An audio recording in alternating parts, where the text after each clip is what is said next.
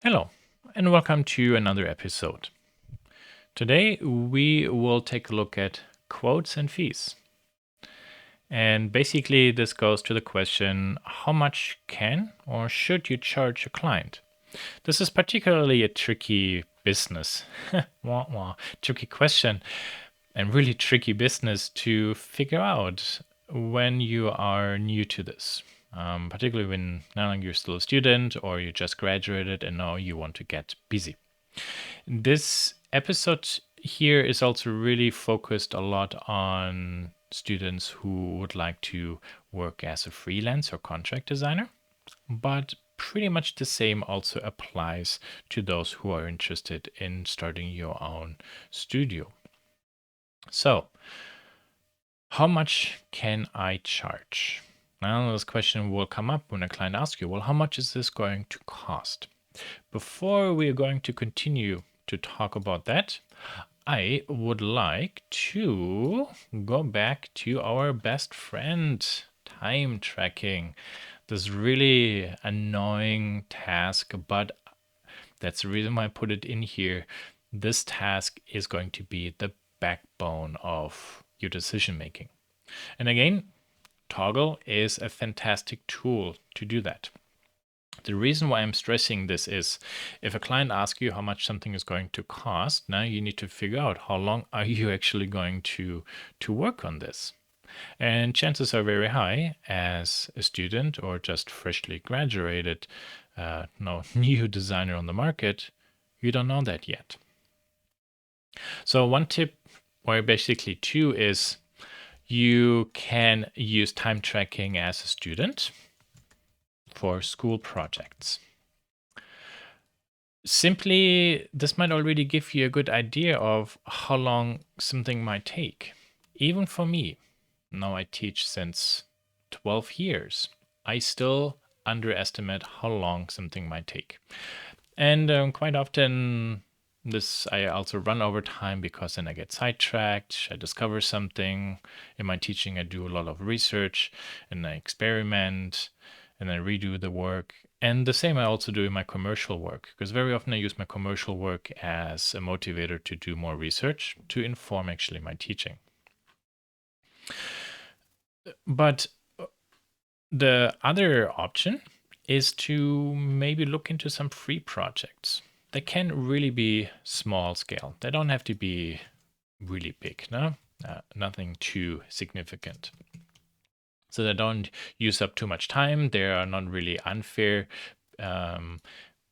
taking advantage of you.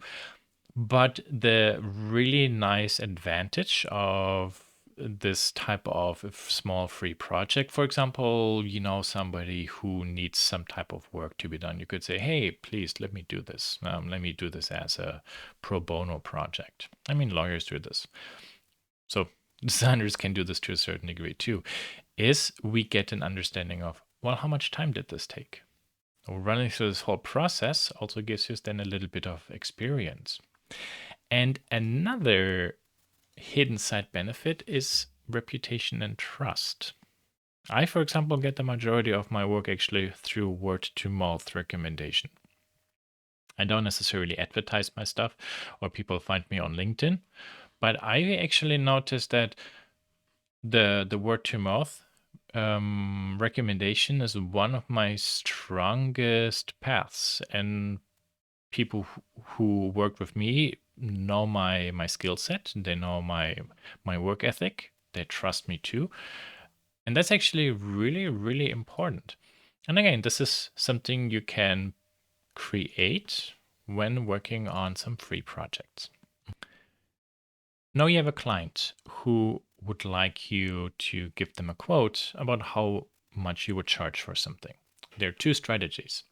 You can charge per hour, or you can charge based on the project value. On the per hour, basically, you now decide this is how much you're going to charge per hour. And you need to know how long, how many hours are you going to work on this project? Or how many hours do you need to do this project? And then basically, it's a very simple math. You could say, well, my base fee multiplied by 20 hours, that's the total project cost. The advantage of this proposal or approach is it's also kind of like open-ended. Basically, that means if there's extra work, more revisions, etc., you need to clearly tell the person, oh, and this is all that's going to cost. Now you will charge for it. But there is no kind of like set deadline or limit. But that can also be the problem too, because you don't want to underestimate how long something might take. So again, there doing these projects and getting a little bit of experience about how long something might take is really very good. The other option is to charge based on the project value. So you simply decide how valuable is this project. If somebody asks you to do some architectural 2D drafting plans, that's not necessarily the most creative work. So you can't really change that much. Somebody's asking you to do a nice research project. Well, that is pretty intellectual work, good competition, so it's more valuable. So you simply attach a final price to this project. And internally, this is just really internally, you don't tell this to the client, you think about yourself or you ask yourself, how many hours do I need? Okay. And the total price for the project divided by the hours I need. This is then going to define my per hour charge. Is this something I like? The advantage here is also you don't give away how much you really charge per hour. This is actually my preferred method. The downside, however, is if you then kind of like predicted the amount of time you need incorrectly. So instead of 10 hours, you go 15 or 20 hours, your per hour charge is going down. Now this can happen, and honestly, don't be surprised if this happen with either way, that you do some miscalculations with some of your first projects. That happened with me too. It will happen with you probably too. It's just part of the growing pain and learning curve. The other difficult part about this type of a process is it makes it really difficult to negotiate the cost afterwards to increase it. But on the other side, now it's also nice when you just say, here, this project, boom, that's a sticker price. Take it or leave it. When we make proposals, doesn't matter per hour or per project, you don't want to be too cheap or too expensive. I had actually, when I got out of college, I wrote one quote, and interestingly, the company called me back and asked me to please adjust my quote and increase it. Now, I'm not born in the US, so my per hour feeling of value is different, and their narrative simply was I was actually too cheap. They didn't take me realistically. So maybe instead of too cheap, not only say too needy, but maybe that's unprofessional to it, no? Because maybe they think like you're not really that good yet. That's the reason why you're too cheap. Obviously, you also don't want to be too expensive, because if you're too expensive, you're out of the price range and you simply also might come across as simply unrealistic. And then, yeah, there's this one. I find actually this a very interesting discussion point when with a client. And actually, what I put below here, that's so true. You are, as a designer, also a businessman. Whoops, misspelled. There. You need to sell yourself. So if somebody asks you, oh, how much do you charge? You can tell them. You can also ask them, well, how much are you willing to pay? You can, instead of giving out your secrets, how much do you pay, you could tell them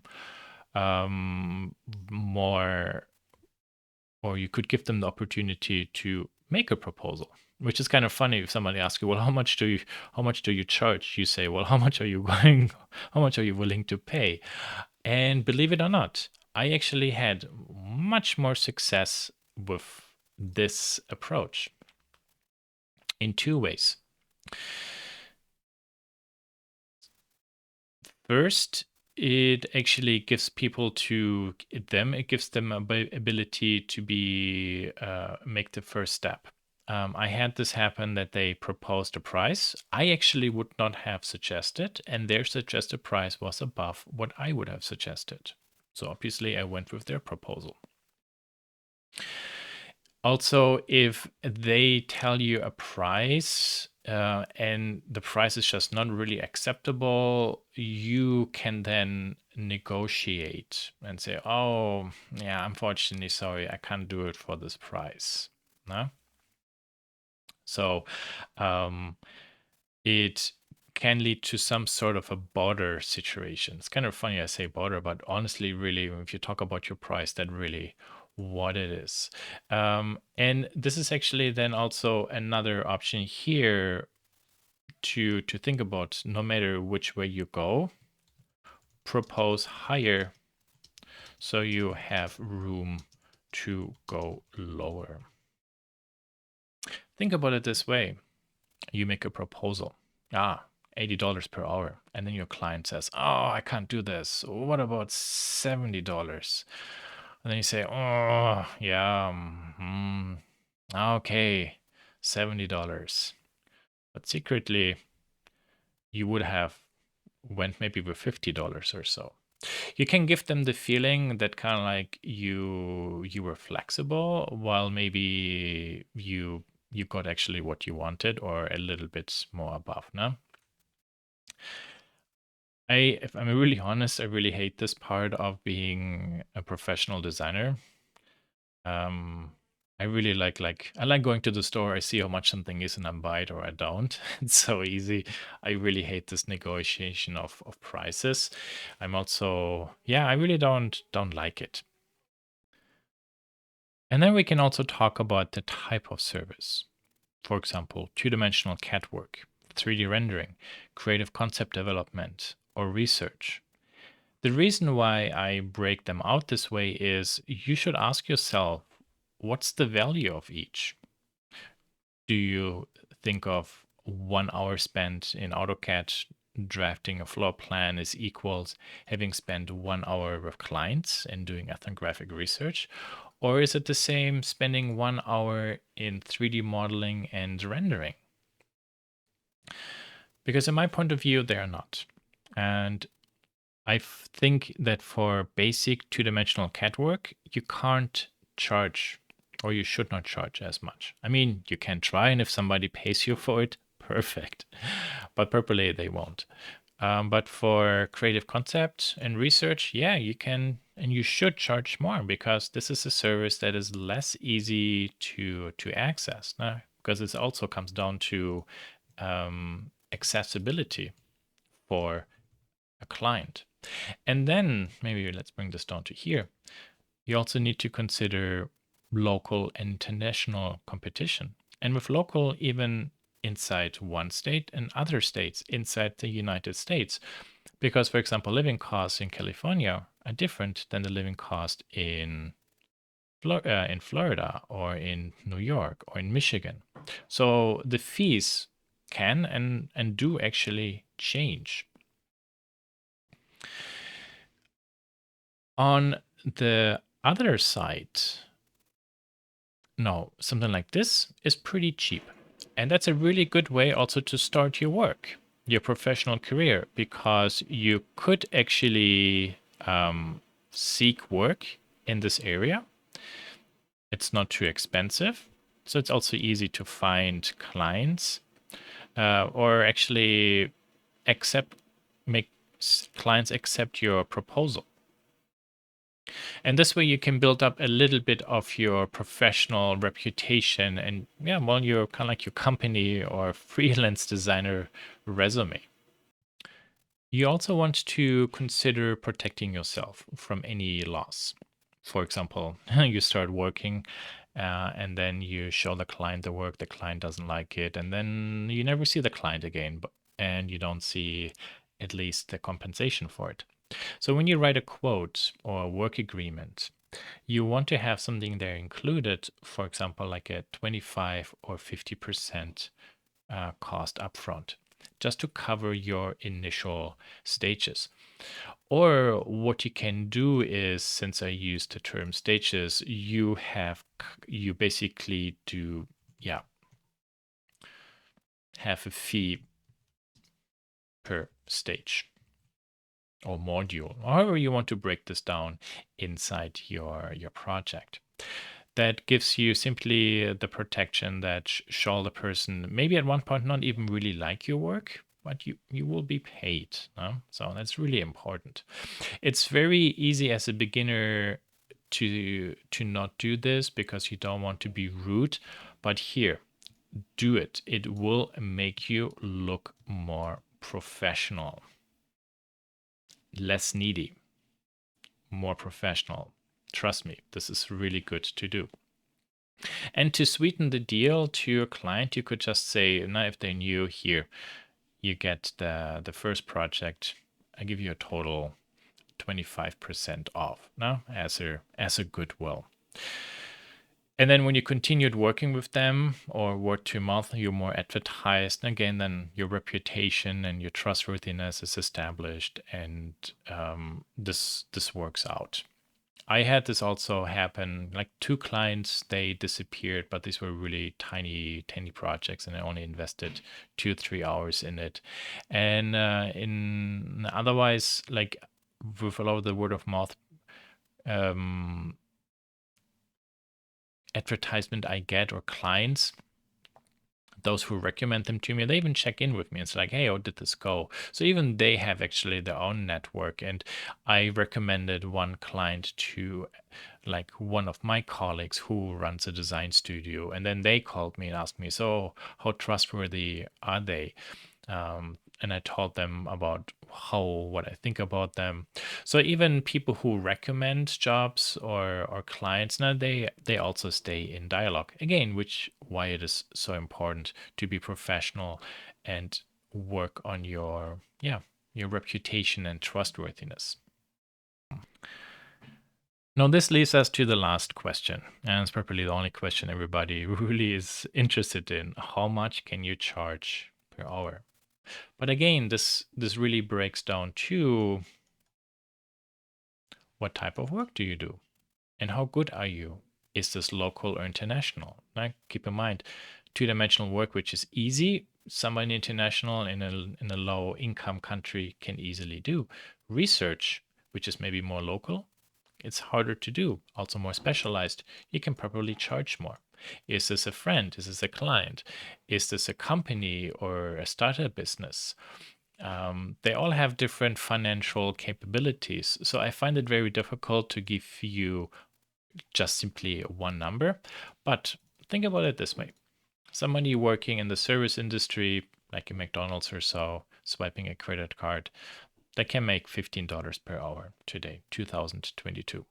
Now we also have to think about rising costs, inflation, and all these things, running your own studio, business, expenses. Now you might say, well, I'm a 4-year university graduate, so I shall get this and this amount per hour. In real world, yeah, but is the market really able to do that? But again, this also comes down to marketing yourself correctly, knowing your value, trying to be picky of the projects you want to work with. Again, I know I'm repeating myself a little bit, but some of these tasks at the beginning are really good. They're easy. They give you some money. They give you some experience. You can build up your resume, so you can slowly then get a reputation. So you're being more, I don't want to say taking seriously, but you could form yourself into a serious service alternative for more complex projects. But what I would say, you also have to ask yourself, so how much per hour are you willing to work? Well, 25, 35, do we say we start at $50 per hour? No. I range somewhere from there to above 100 per hour. This is really based on the client. In one quoting session, I asked the person how much it would be. No, actually, sorry. The person asked me how much I would charge, and they instantly also said, no, they're in California per hour for the type of transportation design, $100. Like it's kind of like the standard fee for that. And it's like, oh, cool. Yeah, that's fine with me. Done. Now, this is then also something where maybe you can look up online for comparable prices. This is also good to know what's the market value. If you're not like that super rock star designer, you don't want to charge something that is too high, and you don't want to charge something that's too low. And again, also asking the client, well, how much would you like to pay is something good. So for really like super high-end stuff, I mean, 100, yeah, easily. You could do. Can also 150 if they will buy it, take it. I don't know. Really depends on the project. Now here's another thing also to keep in mind. It's a little, I don't want to say a little secret, but again, you're also a business person. No, if you want to charge $100 per hour, but you know the client is just really liking more the $50 per hour. Psychology is such a funny thing. Americans really dislike the idea of buying their own smartphone. Oh my God, I have to pay $800 for this phone. Why? I'd rather sign a 2-year contract and get the phone for free. Wah wah. You still pay the same money for the phone, you just break it up into smaller installments. That's like psychology marketing 101 for you. So basically, what I'm saying is, so let's say at the end, you want to have $1,000. You go $100 per hour, no? Per hour, okay, that means you can work for 10 hours. Now the client might look at this $100 per hour and say, oh, outrageous, I'm not going to do this.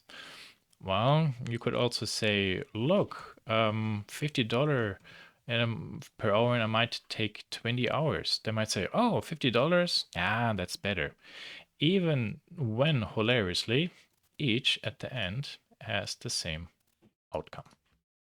Again, it's just really perception. Now, if somebody quickly is good in math, they will realize it's the same at the end. But I notice very often that this initial rejection of too high per hour fees is more noticeable than how many hours I propose for a project. So in this way, you can still get the amount of money you want to get out of the project. Now, again, this also goes back to what's the value of the project. But then to make it easy for the client, we break this down into something dollar per hour and how many hours. Okay, very good. I hope maybe that this little excursus into another professional practice for interior industrial designers with a stronger focus now about how much do you charge per hour is informative. And there are more sources online too, where you can Google suggested fees, etc. And at the end, as I said, it's a chaotic field. Just try it out and barter. You have to be a good businessman and be true to yourself. No, be honest. I find this being honest is really, really good. If you know your value, it's good. If you know the project is not very important, don't overcharge. Small projects also accumulate, and if it's a really good project, charge a good fee. And if a client doesn't want to pay that money, yeah, you could, if this for example happens, say, well, sorry, I don't do this. Or you could say, well, if you have maybe only this amount of money, then you can't have these things done. So you negotiate down also the type of work you do. Now, this is maybe the last thing which I didn't really put to here, maybe with workload. let's say when somebody has like $1,000 they can pay you, and then this is not really how much you want, you limit the service, so you still kind of like get kind of like your per hour fee you're actually envisioning, and simply are not lowering your value too much, because that's simply a truth. Also too, there are too many designers on the market. People think they can feed us with $5 per hour, and that's also not okay. We have our value, and we deserve also a fair wage for the type of work we do. Okay, peace out.